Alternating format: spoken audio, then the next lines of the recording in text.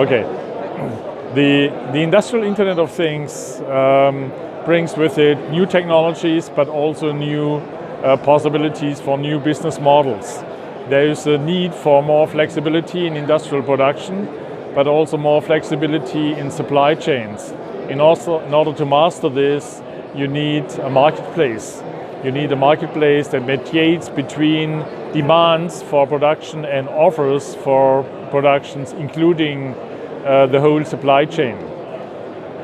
Our Smart Factory Web testbed offers such a software environment to experiment with this idea of manufacturing as a service.